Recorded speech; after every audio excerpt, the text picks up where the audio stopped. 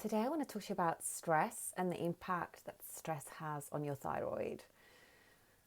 So, stress is actually an incredibly important part of us being healthy and our bodies functioning optimally. And very often we have negative associations with the concept of stress.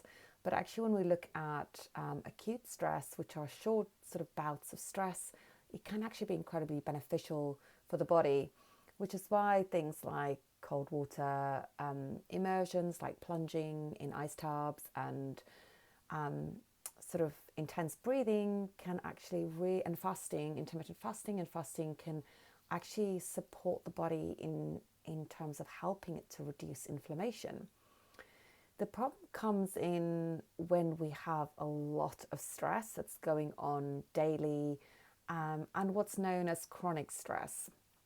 And to be fair, if we're honest, most of us are dealing with chronic stress pretty much every day. And, unless you've got your job perfectly nailed and you can balance that out with lovely walks in nature and really good food and no financial stress, the chances are that sort of the day-to-day stuff of dealing with social media, just the pressure of that alone. I know for a lot of the women that I work with, there is definitely sort of an underlying feeling of not feeling good enough, a feeling of lack or coming from a place of lack as a result of the pressure of social media. There's also the pressure of family, the pressure of work, finances, and also our days have become a lot longer than they used to be and what we hardwired to deal with. So what might have once been a saber-toothed tiger has been replaced by chronically being on our mobile phones, WhatsApp pinging, TikTok, Instagram, trying to deal with messages, trying to stay in touch with people, dealing with work, dealing with the pressure of sort of life, increases in cost all around us, and then not to add in the recent stress around the pandemic that many of us have faced. So when we're dealing with sort of low-lying chronic levels of stress that's happening at a low level every day, and for many people that might be a higher level, what happens is it has a direct impact on the body, and in particular our hormones and in particular our thyroid. Because whilst it has lots of other impacts on the body in terms of blood pressure, your blood glucose level, your brain function, inflammation. The focus of this video is really to look at what happens when we're dealing with ongoing stress and the impact that that has on the thyroid.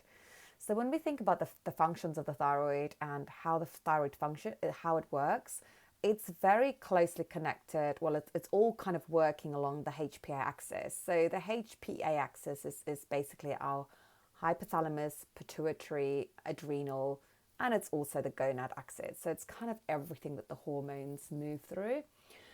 And it's the area that when we're stressed, whether it's acute or chronic, the adrenals will be prompted to secrete our stress hormone cortisol. And as I said, while short periods of this can be really beneficial, when we're dealing with ongoing levels of cortisol, the higher it gets, the greater the impact on the body. When cortisol is secreted, there are going to be a lot of functions in the body that are just going to be moved backwards. It's going to go back down the priority list in terms of what your body's going to focus on.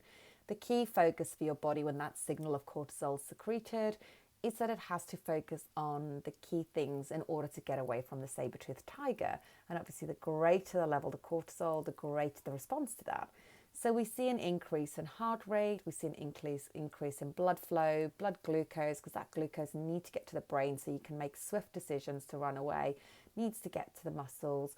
We need oxygenated blood getting into the muscles so that you can run. And at the same time, things like digestion, your bladder, all of that will be calmed down and slowed down. And as will your hormones. So things like thyroid hormone, for example, there will definitely be the instruction for less enzymes to be produced that helps with the conversion of T4 to T3. So when we think of thyroid function, we have the stimulation of the pituitary, which secretes thyroid stimulating hormone, which then prompts the thyroid to make or release some of the T4 and T3 that it's produced, so that that can be converted into the active T3 that needs to go into the cell in order for the body to benefit from the thyroid hormone. So part of this process relies on specific enzymes known as deiodinases. And so we have deiodinase 1, deiodinase 2, and there's also deiodinase 3, which is involved in clearing out any unwanted thyroid hormone, T3 and T4, via a process known as reverse T3.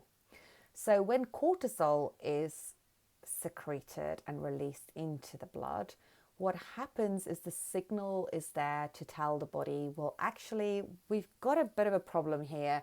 We need to stop converting or slow down the conversion of T4 to T3 because it's just not a priority right now.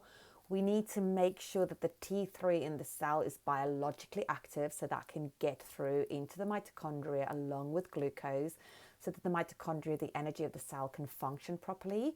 So that what the T3 that's already in the cell will be activated and utilized, but we won't get more T4 converted to T3. So what happens as the body's safety netting, because it's always a negative feedback loop, what the body doesn't need is then we get rid of it, we clear it out. So the body will then take the T4 and it will convert it to a process known, or through a process into reverse T3. So again, we've got the deiodinase enzyme D3 that's involved in that, and that will help to clear out any of the unwanted thyroid hormone. And that will be cleared out of the body. So the key thing to understand is that when we're dealing with a lot of stress, or even not even a lot of stress, right? Just ongoing stress and the body feels stressed, then we might just actually not have enough active thyroid hormone in the body because there's not that conversion from T4 to T3 is not happening.